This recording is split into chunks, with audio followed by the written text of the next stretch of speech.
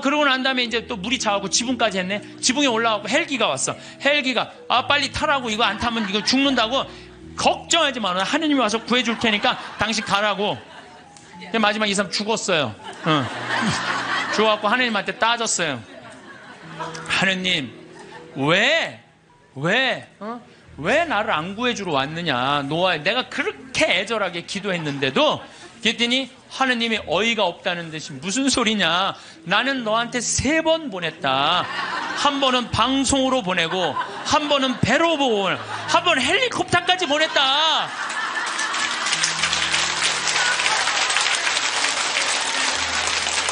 하느님을 만나는 일은요, 어떤 대단한 기적이 일어나는 게 아니에요. 그냥 일상 안에서 내가 즐거우면 되고, 내가 행복하면 되고, 내가 이웃을 사랑하고, 정말로 오늘 하루 정말 감사하고 즐겁게 사는, 그게 기적인 거예요.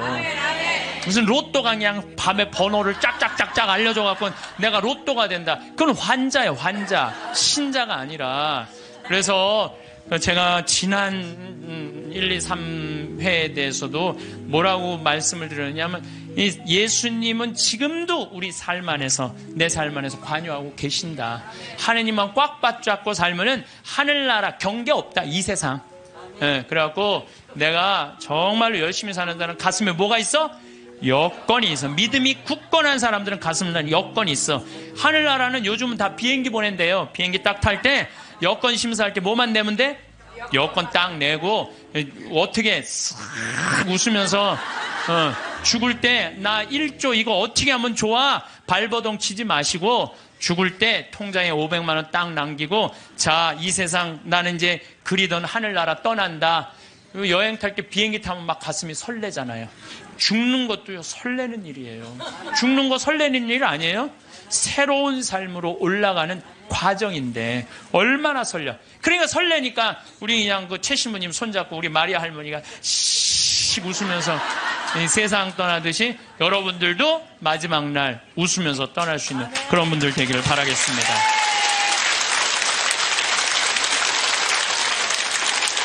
이 대한민국이 지금 축복받는 거는요, 정말로 신앙 때문이라는 생각 많이 해요. 저는요, 신앙을 버리는 나라치고 잘 되는 나라를 못 봤어요. 그래서 공산주의, 러시아 쫄딱 망했잖아요. 네, 그렇죠. 북한 쫄딱 망하고 있잖아요. 이게 하느님을 버리면은요, 다 잃어버리는 거예요. 저는 일본 쟤네들 뭐 어쩌고 저쩌고 그러는데, 저 국제적인 지지를 받지 못하잖아요. 국제적인 지지를 받지 못하면 아무리 잘나도요, 왕따 당하는 거예요. 왕따. 내가 보니 일본은 점점 왕따의 길로 가고 있어. 왕따의 길로. 이게요, 우리나라도 마찬가지예요. 우리나라도 이제 먹고 살만하다고 다른 나라 무시하고, 여기 우리나라에 지금 뭐 외국인들 한 140만 명이 들어와 있대잖아요. 우리가 미국에 가고 얼마나 서름 많이 받았어요. 그런데 지금 이제 우리나라에 들어와 있는 뭐 방글라데시 사람들, 베트남 사람들, 이런 사람들 귀하게 여기지 않잖아요. 그게 다시 다 고통으로 돌아와요. 우리가 정말로 그런 사람들 따뜻하게, 이제는요, 단일 민족 끝났어요. 단일 민족으로 이 나라를 유지할 수가 없어요. 그리고 시대가 어떤 시대인데 단일 민족 이거 따져요. 이거 꼭 아들 따지는 집하고 똑같은 거야. 아들 따지는 집하고. 이제는 지구는요, 글로벌한 시대야. 이제 완전히 비행기가 있기 때문에요, 한 집안이야. 그래서 생각을 완전히 바꿔야 돼. 다 하느님의 분신이라고 생각하면 돼. 예수님의 분신. 예수님의 분신이라고 생각하고 잘 대해주시면은 이게 나중에 다 덕으로 돌아와요. 그래서 옛날에 우리 어른들이 베푼 끝은 있다고 그러냐. 베푼 끝은. 그래서 여러분들 베푸는 삶, 이게 우리 국민들끼리만 아니더라도 지금 아프리카, 그냥 어렵게 사는 사람들, 방글라데시, 저 남아메리카, 고통스럽게 사는 사람들이 얼마나 많아요. 우리가 할 수만 있다면 그들을 도와주는 것도 아름다운 하늘나라 꾸미는데 중요한 일이 아닌가, 그런 생각을 저는 합니다. 어쨌든 하느님을 꽉 붙잡고 살려면은 우리는 끊임없이 우리 삶에서 기다려야 돼. 기다려. 우리는 성모님이 아기 예수님을 성전에서 봉헌한 이야기를 잘 알고 있습니다. 이때 성전에서 80살이 다 된 시메온은 성전을 떠날 수가 없었어요. 왜? 죽기 전에 하느님의 아들을 보게 될 것이라는 예언을 들었어요. 너 죽기 전에 하느님의 아들을 볼 것이다. 근데 보기 전에는 죽어 못 죽어? 못 죽는 거예요. 못 죽는 거예요. 루카복음 2장 25절을 보면은요, 예루살렘에 시몬이라는 사람이 있었다. 이 사람은 의롭고 독실하며 이스라엘이 위로받을 때를 기다리는 이였는데 성령께서 그 위에 머물러 계셨다. 성령께서는 그에게 주님이 그리스도를 뵙기 전에는 죽지 않으리라고 알려주셨다. 그가 성령의 이끌로 성전으로 들어갔다. 그리고 아기에 관한 율법의 관례를 준수하려고 부모가 아기 예수님을 데리고 들어오자 그는 아기를 두 팔에 받아안고 이렇게 하느님을 찬미하였다. 주님, 이제야 말씀하신 대로 당신 종을 평화로이 떠나게 해주셨습니다. 제 눈이 당신의 구원을 본 것입니다. 이는 당신께서 모든 민족들 앞에서 마련하신 것으로 다른 민족에게는 계시의 빛이시오 당신 백성 이스라엘에게는 영광입니다. 한나라는 할머니도 84살이나 될 때까지 구세주를 기다려요. 성전을 떠나는 일 없이 단식하고 기도하며 밤낮으로 하느님을 섬겼다. 한나 역시 구세주를 두 눈으로 볼 수 있었어요. 이 사람들은 평생 성전 앞에서 누구를 기다리는 거야? 구세주를 기다린 거예요. 그리고 그냥 그 아기 예수님 완성되지도 않고 그냥 그 아기만 보고도 이 사람들은 큰 기쁨을 누릴 수 있게 된 거죠. 우리 신앙생활은요, 기다림의 연속이에요. 내 삶에 예수님께서 언제 문을 두드릴지 깨어 기다려야 한다는 거죠. 만약 여러분들 딸 중에 관연한 딸이 있어. 노처냐, 시집도 안 가고 44인데 44 시즌에 딱 들러붙어 있어. 하도 답답하길래 점집에 가서 물어봤어. 우리 딸이 언제 시집을 가느냐고. 그랬더니 점쟁이가 딱 하더니 저 동북 쪽에서 올해 사람이 올 것이라고. 동북 쪽이면 내가 사는 강원도잖아요. 강원도.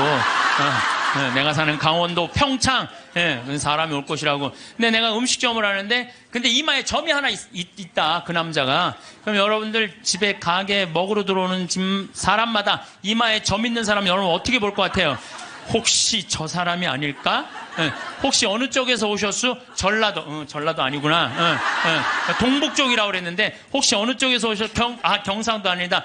혹시 어느 쪽에 오셨어? 나 평창에서 왔는데 혹시 이 사람이 아닌가?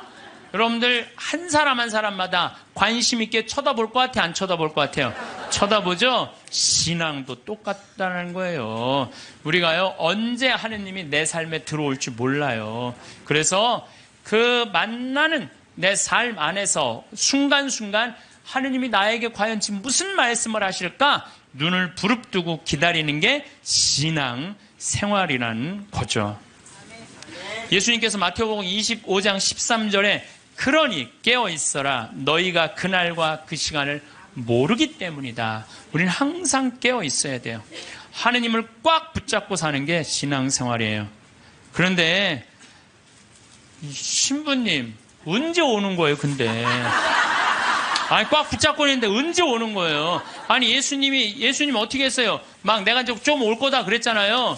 니네들이 세상 돌기 전에 내가 올 것이다 그랬는데 왔어요, 안 왔어요? 제자들이 돌기 전에 안 왔잖아요. 그리고 막 제자들이 막 했는데 이 사람들이 막 한 3,000명씩 세례받고 그 예수님 금방 올 거야. 나는 그분들 감정을 충분히 이해를 해요.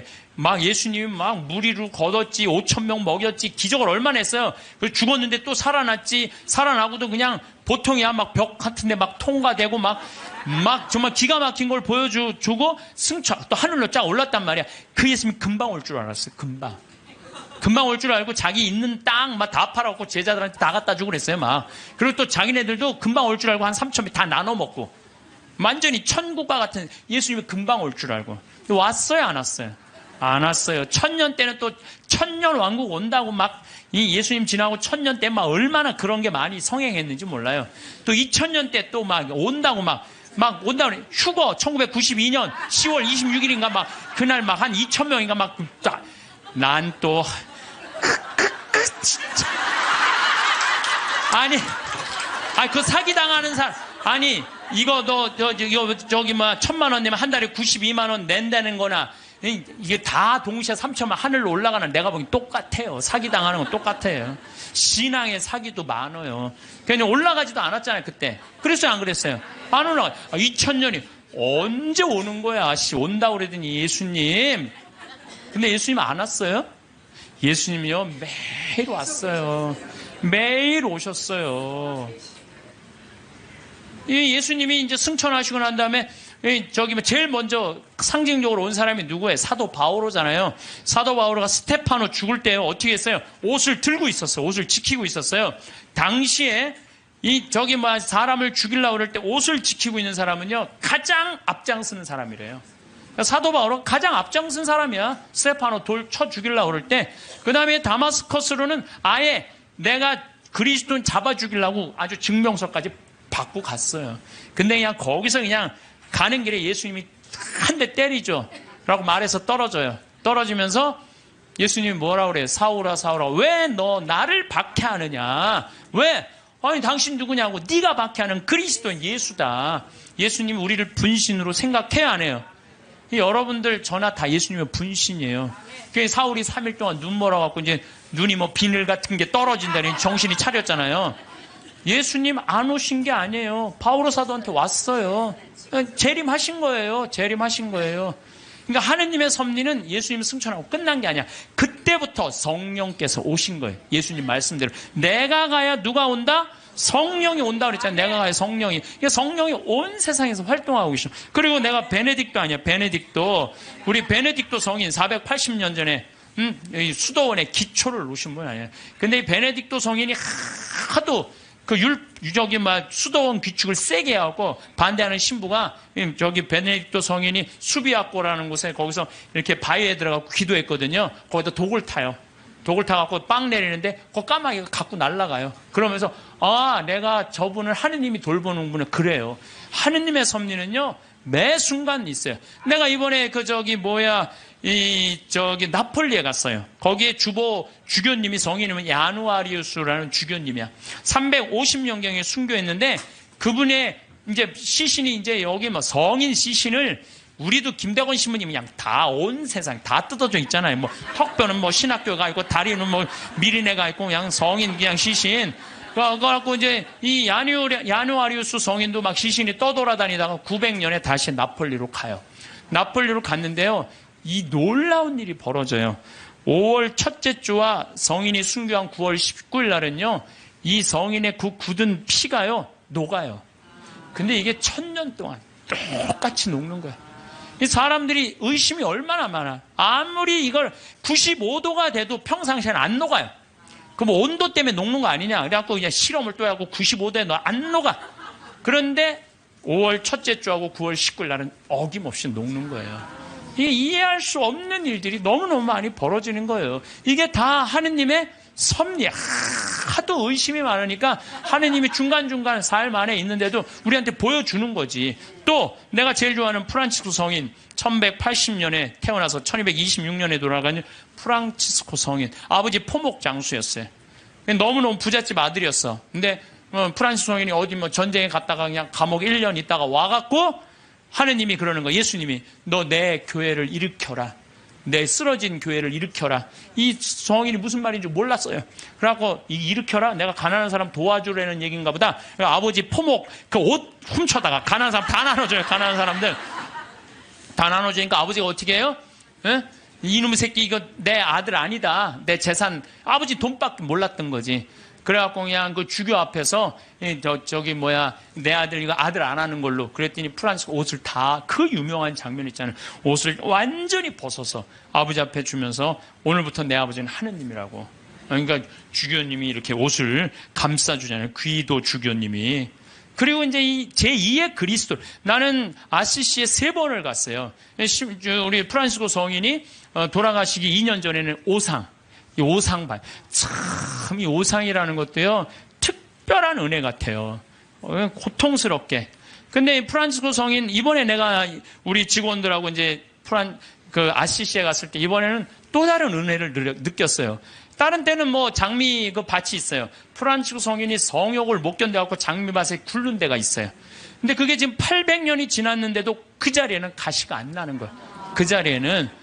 그래갖고 또 사람들이 의심이 얼마나 많아요. 그러니까 그 장미를 뽑아서 옆쪽 밭에 하면 가시가 나는데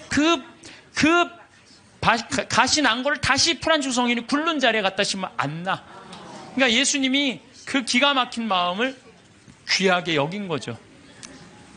그리고 또 프란치스코 성인 보고 따라간 사람이 누구 있어? 글라라.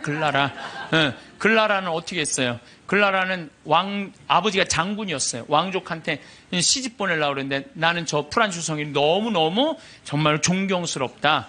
그런데요, 글라라 성녀는요, 정말로 이뻐요. 키도 크고. 프란치스코 성인 키도 조금 140밖에 안 돼. 145. 그 정도밖에 안 됐다고 그래요. 아주 조그만. 근데 글라라 성녀는 시신에 가보니까 그대로 밀랍을 해놨어요. 글라라 성녀는. 근데 코도 오똑하고요. 정말로 예쁘게 생겼어요. 프란치스코 성인 진짜 못생겼죠. 나보다 더 못생겼다 그래. 프란치스코 성인은. 나보다 더 못생겼는데도 이 글라라 성녀는 그 프란치스코 성인의 삶이 너무 거룩한 거야. 그래갖고 그냥 그 이쁜 모습, 그 예쁜 그 수녀, 그 관두고 수녀님 한 거예요. 그러니까 동생도 따라왔고. 그러니까 그냥 프란치스코 성인도 아버지도 나중에 어떻게 해? 그 재산 다 팔고 수도자 돼요.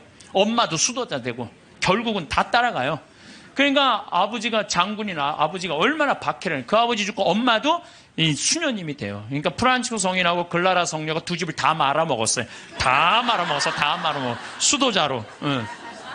그런데 이제 그 이슬람 십자군 전쟁할 때 이슬람군이 와서 수녀원을 전부 다 침공하려고 그래요. 그럴 때 수녀님들이 빨리 도망가자. 근데 글라라 성녀가 그래요. 우리가 어딜 도망가냐.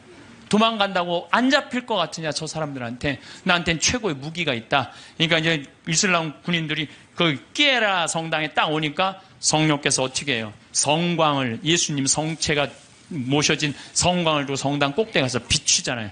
빛이 너무 강렬해갖고 다 눈이 멀잖아, 이 사람들이. 그러면서 이 사람들이 뭐라 그래? 여기는 우리가 가면 안 되는 데인 거. 그리고 그냥 지나가잖아요. 이게 다 하느님의 섭리라는 거, 섭리. 근데 여러분들, 우리가 이 일상 안에서 하느님의 일은 늘 벌어지고 있어요. 근데 우리가 눈이 멀은 거죠. 안 보이는 거예요. 또 성체의 기적, 이거 우리가 빼먹을 수가 없어요. 여러분들 성체, 란치아노 성체 기적이 있어요. 이게 인류 우리 교회사에서 첫 번째 있었던 기적이에요. 지금으로부터 1200년 전에 어느 날 바실리오 소속 한 수사신부가 미사를 드리면서 이게 정말로 여 안에 예수님이 있을까? 이런 의심을 한 거예요. 그래서 이 신부가 의심을 품는데 그 빵과 포도주의 성변화를 위해서 축성을 하는 순간 갑자기 제병에 실제로 살이 변하는 거예요. 동그란 제병이 살로 변하고 포도주가 피로 변하는 거예요.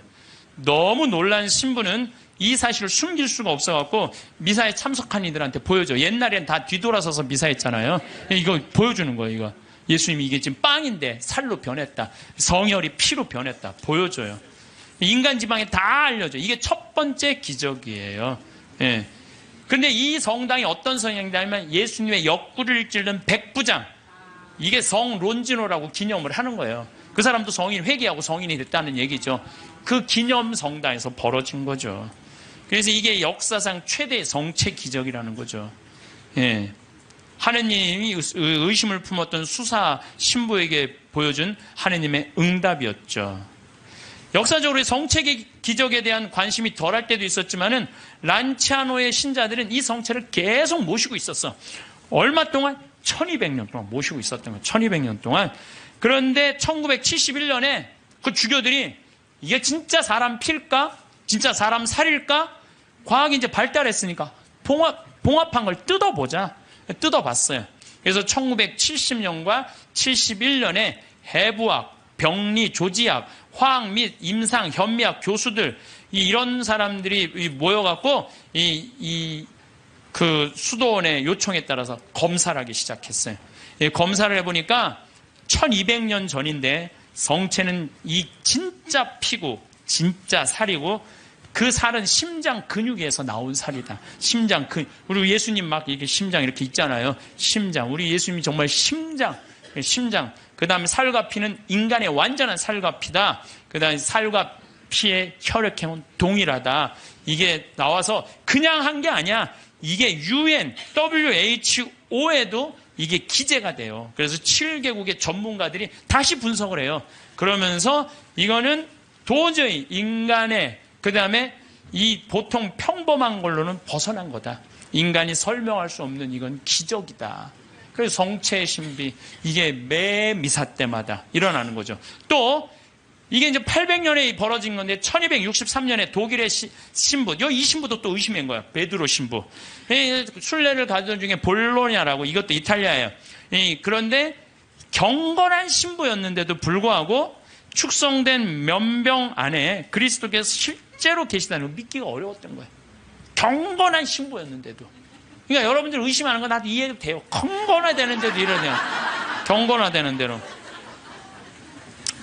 그런데 이가 순교자 크리스티나 무덤 위에 세워진 성당에서 미사를 거행하고 있는데 축성을 하자마자 축성된 면병에서 피가 흐르기 시작한 거예요. 그래서 신부 손가락을 적시고 제대와 성체포를 다 흘러내리죠. 그래서 신부는 당황을 하죠. 근데 당시 교황 우르바노 4세가 그 근처에 와 있었어요. 그래서 내가 의심을 했는데 이게 피가 이렇게 변했습니다. 사면을 해요. 근데 교황 우르바노 이 4세가 그거를 보고요, 성 토마스 아퀴나스 성인한테 이 성체는 그냥 우리가 기념이 아니라 이건 현존이다, 현존. 이 토마스 아퀴나스 성인한테 이 기적을 통해서 기도문을 하라고 그래요. 그게 바로 우리가 그 유명한 성체 창가예요. 여러분들 한 번씩 들어봤죠? 엎드려 절하나이다. 눈으로 보아 알 수 없는 하느님. 두 가지 형상 안에 분명히 계시오나 우러러 배울수록 전혀 알 길 없었기에 제 마음은 오로지 믿을 뿐입니다. 보고 맛보고 만져봐도 알 길 없고 다만 들음으로써 믿음 든든해지오니 믿나이다. 천주성자 말씀하신 모든 것을 주님의 말씀보다 더 참된 진리 없나이다. 십자가에서는 신성을 감추시고 여기서는 인성마저 아니 보이시나 저는 신성 인성을 둘 다 믿어 고백하며 뉘우치던 저 강도의 기도를 올리나이다. 토마스처럼 그 상처를, 이 토마스는 12사도가 예수님 이렇게 나타났다고 그러니까 뭐라 그래? 난 내 손으로 그분 옆구리에 손 찔러보고 못자국 넣어봐야 된다. 그 토마스 얘기예요. 토마스처럼 그 상처는 보지 못하여도 저의 하느님이심을 믿어 의심 안 싸우니 언제나 주님을 더욱더 믿고 바라고 사랑하게 하소서. 주님의 죽음을 기념하는 성사여, 사람에게 생명 주는 살아있는 빵이여, 제 영혼 당신으로 살아가고 언제나 그 단맛을, 성체 단맛을 느끼게 하소서. 사랑 깊은 펠리칸, 이 펠리칸 얘기는 잘 아시죠? 펠리칸이라는 새는 어떻게 해요? 자기 새끼가 이렇게 나무에다 하는 게 아니라 이렇게 모래밭에다가 이렇게 새끼를 하는데 그 독사들이 그 알을 너무너무 좋아하잖아요. 그래갖고 이 새끼들이 그냥 조금만 그 새끼 잡아먹으려고 독사들이 막 물으면은 피가 묽어져요. 그럼 펠리칸이랑 어미새가 와갖고 독사를 다 쫙 죽이고 그 새끼 배를 막 쪄요. 자기 배도 막 짜고, 새끼 배를 쫓는 건 뭐야? 피가, 독에 묻은 피가 빠져나가라는 거야. 그래서 자기 맨 부리 앞에 거기에 피를 짜요. 여기 제일 뜨거운 피가 있어. 그래갖고 새끼 입에다가 그걸 넣어줘요. 그러면 이 피가 새나고 너무 진해갖고 새나가지가 않는 거야. 그래서 새끼가 다시 살아나는 거예요. 이게 예수님의 사랑이 그거야. 예수님이 피를 흘려갖고 우리가 새 속에 악마의 독에 물려갖고 정신을 못 차려. 그러니까 우리 다 새 속의 독을 다 빼내고 당신의 피를 넣어주는 거. 그래서 그 사랑 깊은 펠리칸 그 얘기를 하는 거예요. 사랑 깊은 펠리칸 주 예수님, 더러운 저 당신 피로 씻어주소서. 그 한 방울만으로도 온 세상을 모든 죄악에서 구해내시리이다. 예수님 지금은 가려져 계시오나 이렇듯 애타게 간구하오니 언젠가 드러내실 주님 얼굴 마주 뵙고 주님 영광 바라보며 기뻐하게 하소서. 아멘. 이게 이 기적이 있은 지 1년이 지나고 난 다음에 1264년 8월 교황 우르바노 4세가 토마스 아퀴나스, 이 기도문을 1년 동안 이 토마스 아퀴나스 성인이 묵상을 한 거예요. 그래갖고 성체 축일이 제정이 된 거예요. 이 기적을 통해서. 그래서 여러분들 성체 성일 대축일 기념하잖아요. 이게 이런 사연으로 생겨난 거예요. 이런 사연으로. 예, 그래서 정말로 이런 것들을 보면은 참 우리 신앙은요, 그냥 지나갈 게 하나도 없어. 다 정말 황금이에요, 황금. 예, 또 시에나의 성체기죠. 이거는 이제 훌쩍 또 넘어서 1700년. 1700년에 시에나에서 거행 미사를 하고 있는데 어떤 도둑이 들어와서 성체를 훔쳐가요. 그때는 옛날에는 우리 성체를 어떻게 했어요? 성체 영화로 갈 때 침 뱉으면서 성당 갔어요. 퇴퇴퇴. 왜? 거룩한 성체 영화하는데 침 넘어가면 안 된다고. 퇴퇴퇴 뱉으면서 갔어요. 그리고 몇 시간 전에 공복제 24시간 하루 종일 굶었어요. 요즘은 뭐 30분으로 줄어들었지만 세상 좋아졌어요. 그래서 옛날에 그 왕림성당 125주년 한다고 그러는데 그 왕림성당에 그 동네 사람들이 다 갈 때요 너무 배가 고파고 하루 공복제를 지켜야 되니까 물 먹고 간 거 물 먹고 시내 물 먹고 그리고 이 태태태 침 뱉고 성체 깨끗하게 모신다고.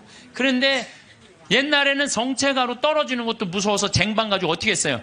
다 바쳤잖아요. 그러면 혀로 하면은 쟁반 그것도 나 어렸을 때 복사해갖고 그 쟁반 난 또 주교자 성당에서 쟁반 돼갖고 복사할 때 죽어 한 1000번 이렇게 하고 나면요 올 때마다 여러분들은 아멘 혀로 내밀었잖아요. 기억나요? 네. 그러니까 그 성체도 다시 다 쟁반하면은 제대해서 다 닦았다고요. 그런데 이 성체를 잊어먹었다 난리 난 거예요. 그래갖고 그냥 신부들이 그냥 그거 하면 무릎 꿇고 24시간 동안 주교님한테 혼나고 그랬거든요, 옛날에. 근데 이 성체를 도둑 맞았으니 이게 어떻게. 난리가 났는데 3일이 지나서 소년 성가대가 거기에 쌀독, 가난한 이들한테 하는 그 쌀독에서 찾아내요. 그래갖고 그 성체를 이제 이거 명할 수가 없잖아. 그래갖고 모셔두는데 그래도 특별한 일 있을 때마다 해가 처음엔 300 몇 개를 잃어버린 거예요. 그런데 요즘은 뭐 223개 남았대요. 그런데 이게 300년이 지났는데도 하나도 안 변한 거예요. 이게 면역 밀떡은 조금 지나면 변하거든요. 100년, 200년, 300년이 지났는데 하나도 안 변한 거예요. 이게 바로 하느님의 그냥 매일 하느님의 섭리는 벌어져. 여러분들 맨날 성체 영화하는 거 맨날 살아있는 예수님 영화하는 거예요. 그게 매일 하느님이 어디 있는 거야? 왜 안 오는 거야?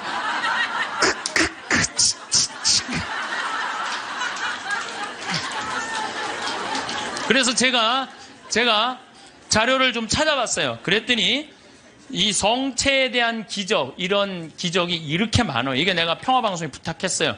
이거 전부 쫙 자막으로 좀 내리라고. 이 참 많은 나라에서, 많은 지역에서 성체, 빵이 살로 변한 기적들이에요. 이게 전부 다. 그러니까, 얼마나 답답했으면 예수님이 그렇게까지 했겠어요. 얼마나 믿음이, 이게 정말 없는 백성들, 예수님이 그렇게 해서 믿음을 강조한 거예요. 그래서 여러분들은 하느님은요 그냥 뭐 어디 멀리 있는 게 아니라 내 삶 안에 지금 이 자리에서 현존하시는 분이 하느님이라는 거예요. 그리고 내가 제일 좋아하는 성모님, 우리 성모님 발현 봐봐. 과달루페 성모님. 과달루페 1531년 12월 9일 57세 요한 디에고한테 나타나잖아요. 그래갖고 내 성당을 져라. 그러니까 주교님한테 가서 얘기하라고 그러잖아요. 주교님한테. 그래서 주교님 성당을 지뢰는데요. 그러니까 주교님 미친놈 취급하잖아요. 여러분들도 저기 남만산 가는데 성모님이 나타나갖고 여기 염주교님한테 그 성당 남산에 지라고 들었어요. 그래갖고 염주교님한테 저 성당 지뢰는데 그럼 여러분들 바로 어떻게 할까요?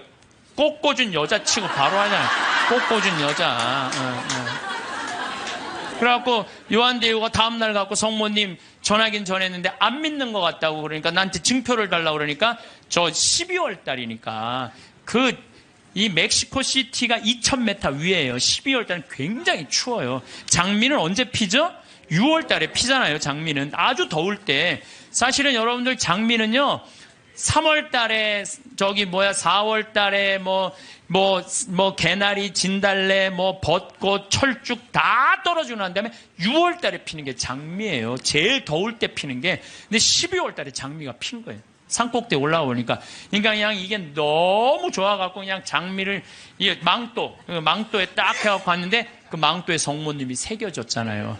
그게 바로 과달루페 성모님이에요. 근데 1500년이니까 지금으로부터 550년 전 사건, 450년 전 사건이잖아요. 근데 내가 또 과달루페도 갔죠. 과달루페 갔는데 성모님이요. 이뻐도 너무 아니 진짜로 진짜 그 기적의 그 성모님 그 망토가 그대로 모셔져 있어요. 또 어떤 사람이 저것 때문에 8년 만에 800만 명이 다 세례를 받은 거예요. 1531년 이 성모님 때문에. 그러니까 그리고 그냥 아메리카가 다, 이게 뭐예요? 아메리카가 다 선교가 된 거 아니에요? 그러니까 그냥 폭탄을 던져요. 그래갖고 지금은 교황청에서 방화 유리로 딱 막아놨어요. 방화 유리로 보내갖고. 그런데, 쫙 보면은요, 그 성모님이 사진에 보면은 엘리베이터로 가게 돼 있어요. 우리가 걷는 게 아니라 엘리베이터 딱 쓰면 쫙 지나가요. 성모님 쫙 보면. 엘리베이터 세 개에 왔다 갔다. 그럼 또 뒤에 앞에 가고 쫙 가고 쫙 가. 이렇게 보면은요, 정말로 아름다워요. 성모님이 참 아름다운 것 같아. 그래서 그 성모님 발현. 또, 루르드. 1858년 2월 10일부터 7월 16일까지 막 벨라데 때한테 나타나갖고. 그 1854년에 무염시태의 어머니가 반포가 돼요. 원죄 없이 잉태된 성모님. 그 교리를 아는 사람이 거의 없었어요. 그때. 교황청에서 발표한 건데 이 피레네 조그만 데서 그 벨라데 때가 뭘 알아요. 학교도 안 다니는 애가. 근데 성모님 본당 신부가 너 그분 이름이 뭔지 물어보고 와. 그러니까 성모님한테 와서 본당 신부님 이름을 물어보고 오라고 그러는데요. 그랬더니 성모님 뭐라 에라꾸의 소위 임마꿀라타 콘셉시우라고 그래요. 이게 라틴어예요, 라틴어. 얘네들은 프랑스, 그리고 얘는 프랑스 말도 하는, 오늘 프랑스에서 한 분 오셨는데, 프랑스 말도 아니에요. 얘네들은 피레네에 아주 사투리 쓰는 애야. 그래갖고 얘가 또 막 외우고 가요. 에라소이, 임마꿀라타 콘셉시오, 에라꾸에소이, 임마꿀라타. 그래갖고 본당심한테 딱 얘기해요. 에라꾸에소이, 임마꿀라타 콘셉시오라는데요. 본당심이 놀래요. 너 그게 무슨 뜻인 줄 아느냐? 아니요, 나 모르는데 외우느냐고 죽을 뻔했어요. 나 죽을 뻔했어요. 그래요. 아니 벨라데 때가 진짜로 그래. 난 무슨 뜻인지 몰랐는데 계속 외우면서 왔다는 거 안 까먹으려고. 본당 신부가 이거 성모님의 발현이구나. 그래서 그 루르드에 거기에 뭐 목발 3,000개 막 5,000개 이제 그 목발 다 쳤어요. 의미가 없다는 거예요. 이 기적은요 매일 일어나고 있어요. 우리가 눈이 멀어서 못 보는 거죠. 눈이 멀어서. 또 그 유명한 파티마 1916년에 천사 세 아이한테 나타나갖고 너희들 열심히 기도하라. 중요한 분 만날 테니까. 그래서 1917년 5월 13일부터 10월 13일까지 성모님이 매일 그날 나타나잖아요. 프란치스코 히아친타 루시아. 그것도 나이도요 많지도 않아. 8살, 9살, 6살짜리 아이한테. 그래갖고 러시아의 회개를 위해서 기도하라고 그러잖아요. 나는 내가 포르투갈에 가서 정말 어처구니가 없더라고요. 왜 어처구니가 없느냐면은 포르투갈은 유럽의 맨 끝에 있어요. 거기 나가면은 거기 바다야, 바다. 파티마는 거의 맨 끝에 있어요. 그러니까 콜럼버스가 거기 나가면 죽는 줄 알고 있던 사람들 거기 맨 끝에 있는데 러시아는 포르투갈을 지나고 스페인을 지나고 프랑스를 지나고 독일을 지나야지 러시아가 있어요. 근데 얘네들이 뭐라고 그러냐면 메시지를 받아갖고 러시아 회기를 위해서 기도하라고 얘기를 해요. 기가 막힌 거죠. 그 깡촌에서. 근데 내가 이거 좀 자료를 뽑아왔는데 성모님도 참 내가 보니까 10월 13일 날 12시에 나타난다는데 안 나타나요. 안 나타나. 그러니까 그 신부가 뭐라고 그러냐면 지금이 정오란 말이야. 그 부인은 거짓말쟁이라고 우리에게 말할 셈이니 그 신부는 참지 못하고 어린이들을 의심쩍어 했다. 그리고 또 시계를 보았다. 하지만 정오가 넘었잖아. 여러분 모두가 환상이라는 것을 모르십니까? 있을 수 없는 일입니다. 집으로 가세요. 다들 집으로 돌아가세요. 라고 이 신부가 다 가라고 그래요. 12시에 발현한다고 그랬는데 안 오니까. 근데 성모님이 1시에 오세요. 나는 내가 성모님한테 불만이 그거야. 12시에 오기로 했으면 12시에 와야 돼. 왜 1시에 오냐요. 1시에. 약속을 왜 애들을 괴롭히냐 이거야. 그런데 여기 사진도 있지만은요.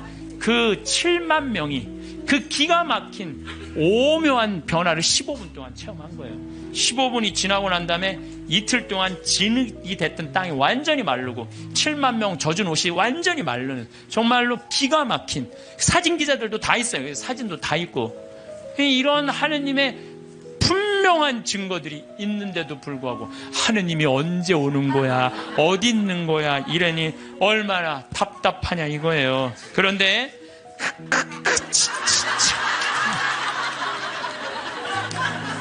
근데 제가 여러분들한테 오늘 특별히 소개할 분은요, 과달루페 성모님도 아니고 루르드 성모님도 아니고 그 다음에 파티마 성모님도 아니에요. 오늘 여러분들한테 특별히 소개할 성모님은 르완다 성모님이에요. 르완다 성모님은 1981년 11월 21일 고등학교 16살짜리 여자의 알퐁신 무무레케라는 애한테 발현을 하세요. 르완다라는 나라는요, 제가 이번에 잠비아 가면서도 자세히 봤어요. 정말로 키베오 호수라고 아주 조그만 나라. 르완다는 1992년 3, 4년에 100만 명 학살한 그렇게 해서 여러분들 들은 나라예요. 그런데 이때 성모님이 나타나고 이 학살을 미리 예언을 해요. 회개하라고. 근데 이 아이는 너무 외로웠어. 자기가 너무 힘들었어. 그래서 성모님한테 뭐라고 그러냐면은, 성모님 나 너무 힘들어요. 외로워요. 그러니까 성모님이 나타나요. 그래서 나는 너를 위로하러 하늘에서 왔다 하시면서 메시지를 전해주길 바래요. 혹시 여기 계신 분들, 외롭고 힘든 분들 많을 거예요 아마. 어디 가서 찾아 성모님한테 나를 위로해달라고 그러면 성모님 위로해 주실 거예요. 이 성모님이 나타나는 동안 그 아이의 표현이 그래요. 너무 아름다운 부인이 나타나는데 얼굴이 까만색인지 하얀색인지 모를 정도로 하여튼 환상적으로 아름다웠다는. 그리고 다리가 안 보이는데 빛이 쫙. 모든 아이들의 발현이 다 그래요. 그래서 사제가 성모님 발현이 하여튼 신부들이 문제야. 보면 다 반대하는 게 신부들이야. 신부들이 성모님 발현이 어디 있느냐면서 요즘 말하면 학교장한테 걔를 박해하라고 그래요. 그리고 학교장이 무지하게 박해를 해요. 마리 끌레르라는 아이가, 얘가 성모님이 막 발현하면 혼이 나갔을 때 머리카락을 막 잡아당겨요. 발현할 때. 그리고 막 손가락을 꺾고 힘껏 꼬집고 귀에 대고 소리를 막 질러. 그러는데도 얘는 그걸 몰라요. 발현 때는. 그 거의 탈원 상태에 들어가 자기를 괴롭히는 걸 모르는 거죠. 근데 1981년 1월 12일에 성모님께서 두 번째 학생한테 발현하세요. 17살 먹은 아나탈리 무카마진 파카. 이름이 무지하게 어려워요. 하여튼. 아나탈리 무카마진 파카한테 나타나요. 이 학생은 굉장히 신심이 두터운 학생이에요. 매일 수업 전에 묵주기도 하고 쉬는 시간에 성서 읽고 완전 우리 신학교 때처럼 얘 살았어 보니까. 근데 이 아이한테 성모님이 나타나고 메시지를, 빨리 회개해야 된다. 이 르완다라는 나라는 그 메시지를 좀 큰 고통이 올 것이다 라는 메시지를 전해줘요.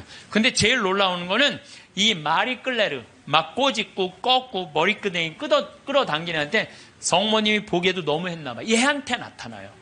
얘한테 1982년 3월 1일 날 두 소년을 괴롭히던 마리 끌레르에게 나타나요. 나타났을 때 얘가 너무 아름다운 부인이 자기한테 찾아왔을 때 환시를 부정합니다. 왜? 자기가 박해했잖아. 애들 둘을 괴롭히고. 이 10대 소녀는 자신이 조롱하고 공격했던 두 소녀가 자기를 속이는 거라고, 성모님이 나타나 속인 거라고 확신해요. 속인 게 아니라 자기가 미쳤거나 악마에 사로잡혔다고 생각을 해요. 그러나 성모님의 안심시키는 목소리로 마리 끌레르는 완전히 사람이 변해요. 그러니까 그동안 미안했다고 눈물을 하면서 이 두 소녀와 함께 이 세 소녀는 성모님의 이게 내가 왜 여러분들한테 교황청 인정이 떨어졌어요. 교황청에서. 그건 확실한 성모님 발현이다. 근데 사실은 여기에 더 놀라운 거는 셰가타샤라는 남자아이예요. 이 남자애한테 누가 나타나요? 예수님이 나타나요. 예수님이. 근데 문제는 얘는 성당에 안 다니는 애예요. 뭐 성당에 안 다니는 사람한테도 많이 나타나요. 그래서 저는 이게 이제 평화방송에도 나가겠지만 가끔 이런 얘기를 해요. 우리 교회에만 구원이 있다 이렇게 말하는데 그거는요 모르는 소리예요. 아니 그럼 얘한테 나타나지 말아야지. 그렇지 않아요? 그런데 뭔데 이 동네는 아예 예수님을 모르는 동네예요. 그리고 여러분들 아프리카 가봤어? 안 가봤으면 말을 하지 마세요. 아프리카는 우리가 생각하는 것처럼 전선이 있는 것도 아니고 방송이 있는 것도 아니에요. 그러니까 내가 밤에 한번 다녀봤는데 진짜 이 사람들이 차가 없으니까 다 걸어 다녀요. 나 저 경상도 시골에서 살 때 그 어렸을 때 가면 막 귀신 나온다, 불빛 막 이상한 불빛 그거하고 똑같아 지금도. 그러니까 시골은요 완전히 차단된 데야. 거기는 성당도 없고 교회도 없고 아무것도 없는 애야. 얘는 학교도 안 다니는 애야. 성당에 예수님이 뭔지도 모르는 애야. 이 예수님이 나타나고 성서에 대한 얘기 다 해주고 사도신경 다 알려주고 그 다음에 나는 이 셰가 타샤한테 예수님이 해준 말이 너무 마음에 들어서 여러분들한테 얘기를 해줘요. 모든 사람에게 말하여라. 성경을 읽고 내가 한 말을 찾아보아라. 그러니까 여러분들 제가 이 교우들한테 안타까운 게 뭐냐면 신앙생활 할 때 보면 막 특별한 뭐가 나오기를 바라는 분들이 있어요. 그런 거 없어요. 특별한 게 어디 있어요. 내 손에서 뭐가 나오길 바라는데 내 손에선 아무것도 안 나와요. 내 손에선 아무것도 안 나와요. 그런데 특별한 게 아니에요. 예수님이 강조하는 건 성서 2000년 전에 예수님이 와서 하신 말씀을 보라는 거예요. 그 안에 다 들어있어. 모든 우리의 답답한 거 궁금한 거 어디에 다 들어있어? 성서에 다. 그러니까 모든 사람에게 말하여라. 성경을 읽고 내가 한 말을 찾아보아라. 내가 예전에 한 말을 모두 믿고 그대로 살아라. 아멘. 최후 심판 날에는 이중적인 의미가 있다. 각자에게 심판의 날은 곧 죽음의 날이다. 전 인류에게 있어서 최후 심판 날은 나의 재림날이 될 것이다. 어떤 날이든 그날은 모든 사람이 하느님을 더 가까이, 이게 멸망이 아니야. 여러분들 최후 심판, 재림 이걸 멸망으로 하는데 멸망이 아니에요. 완성이에요. 완성. 우리 신부님이 말씀하신 오메가 포인트라는 거예요. 완성으로 간다는 거예요. 그러니까 인류는요 지금 완성으로 향해서 가는 거예요. 인류가 망할 것 같아. 2000년 전, 1000년 전에 비하면요 지금처럼 건강한 적이 없어요. 지금처럼 전쟁이 없는 적이 없어요. 지금처럼 건강한 적. 여러분들 생각을 해봐. 200년 전에 이 중에 70%는 다 종으로 살았어요. 사람 같지도 않게 살았어요. 이 중에는. 그렇죠? 양반 비율이요. 충청도가 제일 많았는데 15%였어. 15%. 나머지는 다 평민, 상민, 종으로 살았어. 나머지는 다. 그러니까 지금 여러분들 시대가 좋아서 종이 어딨어. 그렇지 않아요? 굉장히 건강해진 거예요. 긍정적인 눈으로 바라보셔야 돼. 또 요즘 아주 1968년 이탈리아 로톤도의 비오 신부님. 이 신부님 책을 한번 사서 읽어보세요. 정말로 하느님의 섭리가 그대로 드러나신 신부님이 이 비오 신부님이에요. 비오 신부님은요 정말 평생 오상 받았어요. 근데 이 신부님도요 이 오상이 싫었던 거야. 왜? 이게 사람이 자꾸 이렇게 쳐다보고 막 와서 확인하고 그러니까. 그래서 처음에 감춰요. 막 붕대로 싸요. 오상을. 그러다가 하다 안 되니까 오상을 드러내 놓으셔요. 그러니까 사람들이 너무 많이 모이니까요. 또 위에서 또 반대해요. 너 미사하지 말고 고해성사하지 말라고 혼자 해라고. 순명을 하세요. 이 신부님이. 정말 생기기도 이 신부님은 잘생겼어. 아주 잘생긴 신부님인데 그리고 의사들이 붙어요. 왜? 50년 동안 오상을 입었으니까 이게 병으로 오염되지 않을 거나 계속. 그런데도 오염되지 않은 채로 50년을 가고 이게 비오 신부님이 물어봐요. 나 이거 언제 끝나느냐고. 너 죽는 날 끝난다. 그런데 놀랍게도 신부님이 돌아가시는 날 이게 싹 치유가 돼요. 돌아가시는 날. 예. 이게 살아있는 하느님의 증거죠. 하느님께서는요 끊임없이 활동하고 계셔요. 우리가 깨어 눈을 부릅뜨고 하느님의 활동을 기다리지 않아서 그렇죠. 시메온처럼요 애절한 마음으로 하느님의 손길을 느끼려고만 한다면 수도 없는 하느님의 섭리를 여러분들은 느끼실 수 있을 거예요. 이 대한민국이 지금 축복받는 거는요 정말로 신앙 때문이라는 생각 많이 해요. 저는요 신앙을 버리는 나라치고 잘 되는 나라를 못 봤어요. 그래서 공산주의, 러시아 쫄딱 망했잖아요. 네, 그렇죠. 북한 쫄딱 망하고 있잖아요. 이게 하느님을 버리면은요 다 잃어버리는 거예요. 저는 일본 쟤네들 어쩌고 저쩌고 그러는데 저 국제적인 지지를 받지 못하잖아요. 국제적인 지지를 받지 못하면 아무리 잘나도요 왕따 당하는 거예요. 왕따. 내가 보니 일본은 점점 왕따의 길로 가고 있어. 왕따의 길로. 이게요 우리나라도 마찬가지예요. 우리나라도 이제 먹고 살만하다고 다른 나라 무시하고 여기 우리나라에 지금 외국인들 한 140만 명이 들어올 때잖아요. 우리가 미국에 가고 얼마나 서름 많이 받았어요. 그런데 아니 지금 이제 우리나라에 들어와 있는 뭐 방글라데시 사람들, 베트남 사람들 이런 사람들 귀하게 여기지 않잖아요. 그게 다시 다 고통으로 돌아와요. 우리가 정말로 그런 사람들 따뜻하게 이제는요 단일 민족 끝났어요. 단일 민족으로 이 나라를 유지할 수가 없어요. 그리고 시대가 어떤 시대인데 단일 민족 이거 따져요. 이거 꼭 아들 따지는 집하고 똑같은 거야. 아들 따지는 집하고. 이제는 지구는요 글로벌한 시대야. 이제 완전히 비행기가 있기 때문에요 한 집안이야. 그래서 생각을 완전히 바꿔야 돼. 다 하느님의 분신이라고 생각하면 돼. 예수님의 분신. 예수님의 분신이라고 생각하고 잘 대해주시면은 이게 나중에 다 덕으로 돌아와요. 그래서 옛날에 우리 어른들이 베푼 끝은 있다고 그러잖아요. 베푼 끝은. 그래서 여러분들 베푸는 삶, 이게 우리 국민들끼리만 아니더라도 지금 아프리카, 그냥 막 어렵게 사는 사람들, 방글라데시, 저 남아메리카, 고통스럽게 사는 사람들이 얼마나 많아요. 우리가 할 수만 있다면 그들을 도와주는 것도 아름다운 하늘나라 꾸미는데 중요한 일이 아닌가 그런 생각을 저는 합니다. 어쨌든 하느님을 꽉 붙잡고 살려면은 우리는 끊임없이 우리 삶에서 기다려야 돼. 기다려. 우리는 성모님이 아기 예수님을 성전에서 봉헌한 이야기를 잘 알고 있습니다. 이때 성전에서 80살이 다 된 시메온은 성전을 떠날 수가 없었어요. 왜? 죽기 전에 하느님의 아들을 보게 될 것이라는 예언을 들었어요. 너 죽기 전에 하느님의 아들을 볼 것이다. 근데 보기 전에는 죽어 못 죽어? 못 죽는 거예요. 못 죽는 거예요. 루카복음 2장 25절을 보면은요.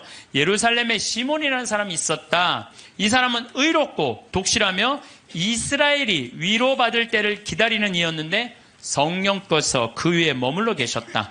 성령께서는 그에게 주님이 그리스도를 뵙기 전에는 죽지 않으리라고 알려주셨다.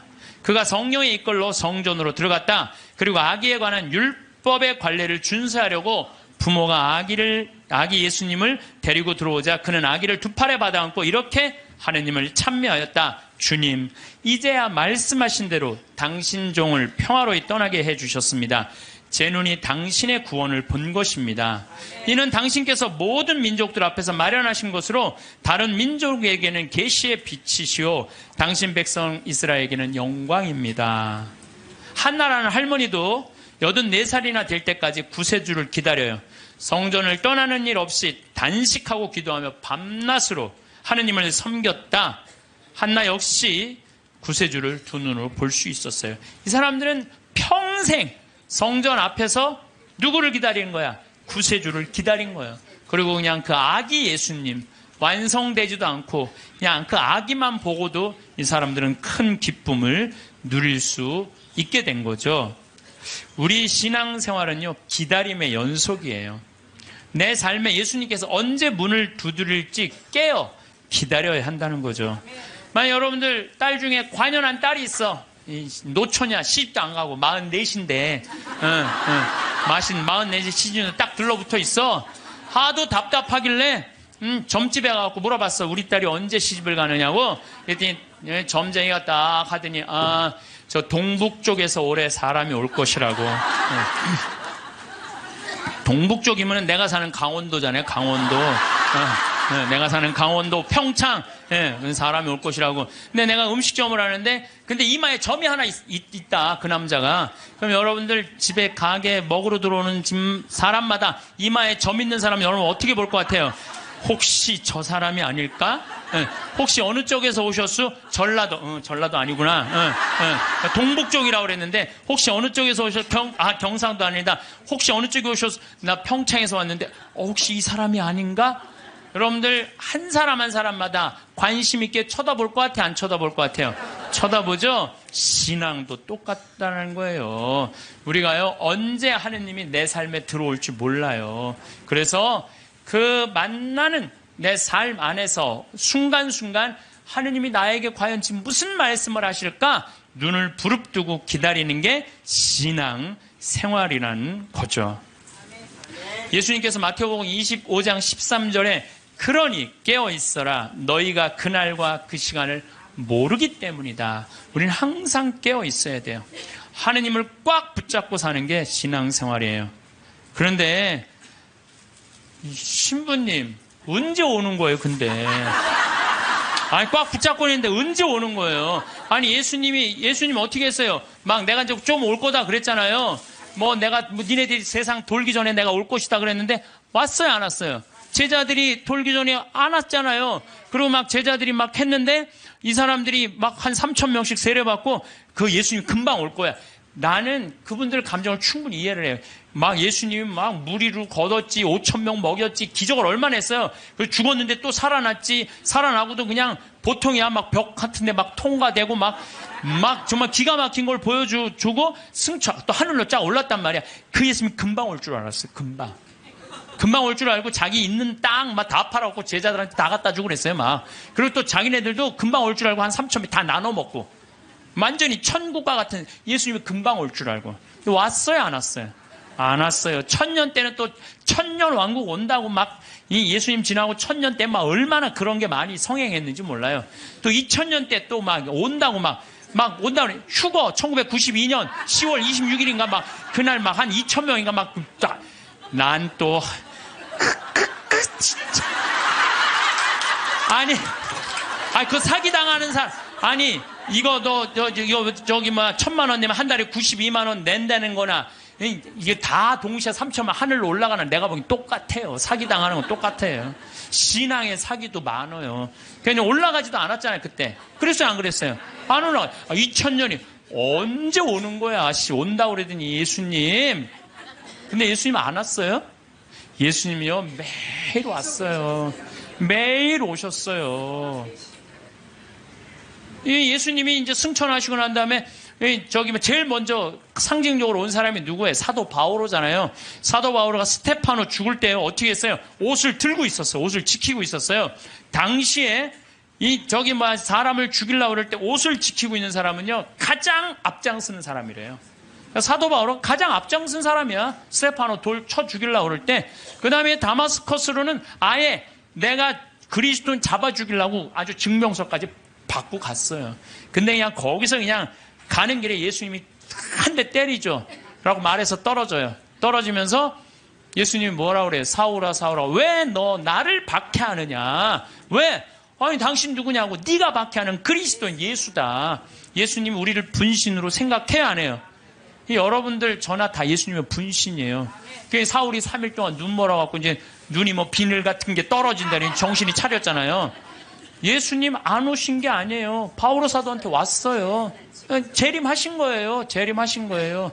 그러니까 하느님의 섭리는 예수님 승천하고 끝난 게 아니야. 그때부터 성령께서 오신 거예요. 예수님 말씀대로. 내가 가야 누가 온다? 성령이 온다 그랬잖아요. 내가 가야 성령이. 성령이 온 세상에서 활동하고 계셔. 그리고 내가 베네딕토 아니야. 베네딕토. 우리 베네딕토 성인 480년 전에 수도원에 기초를 놓으신 분 아니에요.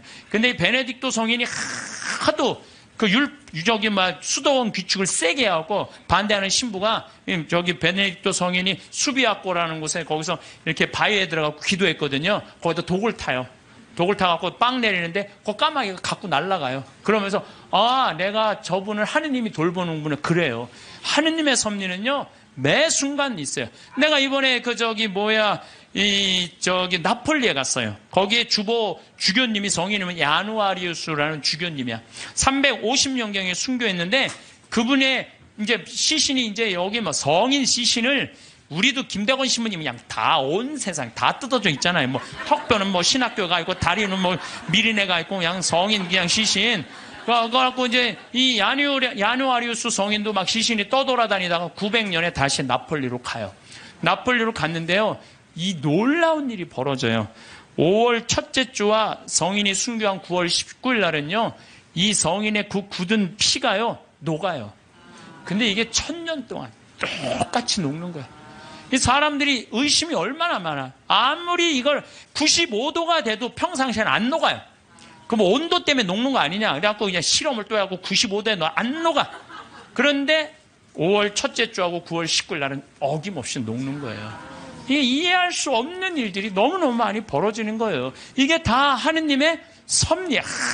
하도 의심이 많으니까 하느님이 중간중간 삶 안에 있는데도 우리한테 보여주는 거지. 또 내가 제일 좋아하는 프란치스코 성인, 1180년에 태어나서 1226년에 돌아간 프란치스코 성인, 아버지 포목 장수였어요. 너무너무 부잣집 아들이었어. 근데 프란치스코 성인이 어디 뭐 전쟁에 갔다가 그냥 감옥 1년 있다가 와갖고 하느님이 그러는 거야. 예수님이 너 내 교회를 일으켜라. 내 쓰러진 교회를 일으켜라. 이 성인이 무슨 말인지 몰랐어요. 그래갖고 일으켜라? 내가 가난한 사람 도와주라는 얘기인가 보다. 아버지 포목 그 옷 훔쳐다가 가난한 사람 다 나눠줘요. 가난한 사람들 다 나눠주니까 아버지가 어떻게 해요? 에? 이놈의 새끼 이거 내 아들 아니다. 내 재산. 아버지 돈밖에 몰랐던 거지. 그래갖고 그냥 그 주교 앞에서 내 아들 이거 아들 안 하는 걸로 그랬더니 프란치스코 옷을 다 그 유명한 장면 있잖아요. 옷을 완전히 벗어서 아버지 앞에 주면서 오늘부터 내 아버지는 하느님이라고. 그러니까 주교님이 이렇게 옷을 감싸주잖아요. 귀도 주교님이. 그리고 이제 이 제2의 그리스도. 나는 아시시에 3번을 갔어요. 우리 프란치스코 성인이 돌아가시기 2년 전에는 오상. 이 오상반. 참, 이 오상이라는 것도요, 특별한 은혜 같아요. 고통스럽게.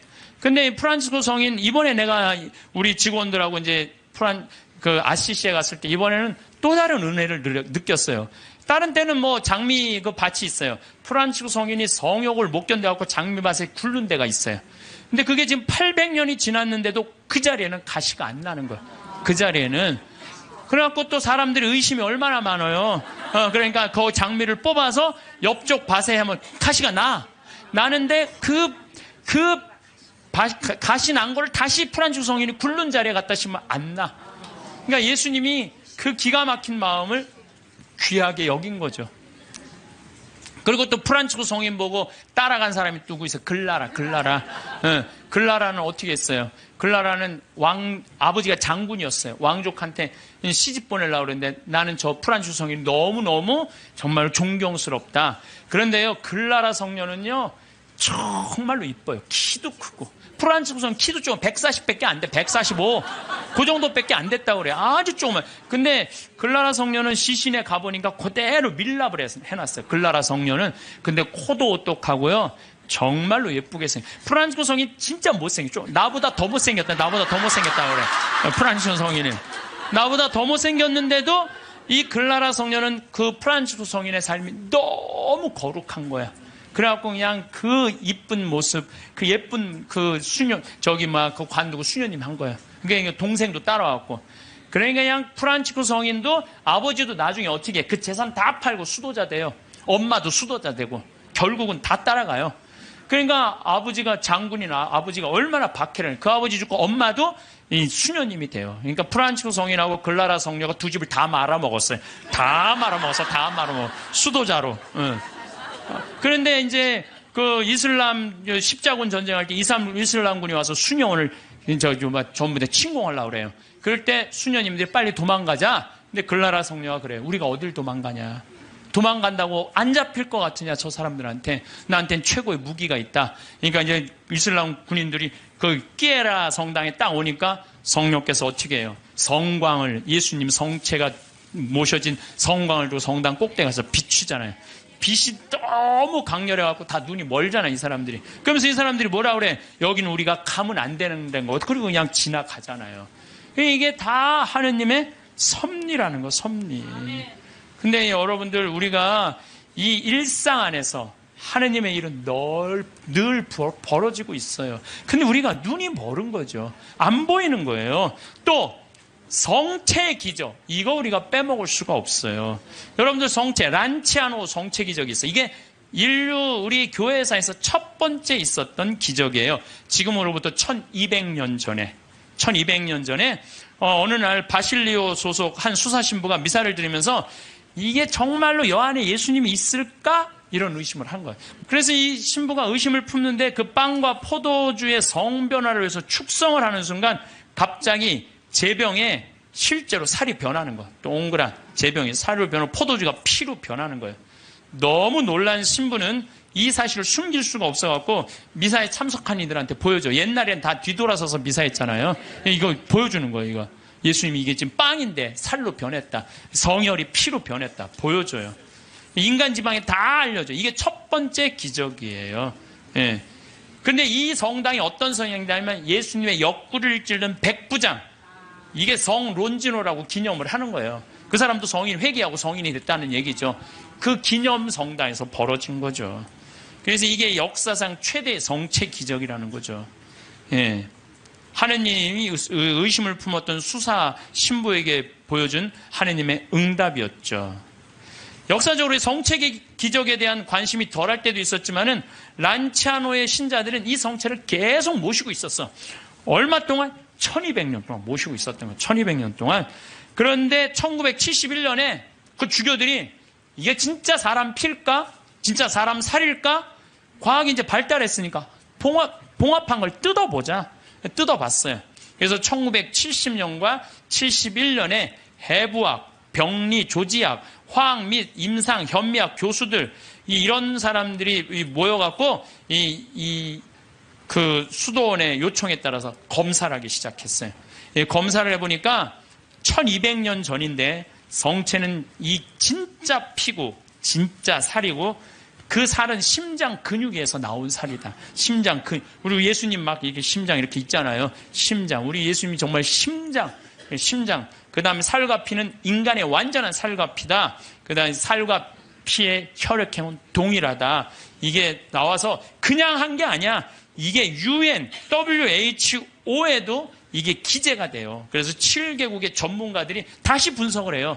그러면서 이거는 도저히 인간의 그 다음에 이 보통 평범한 걸로는 벗어난 거다.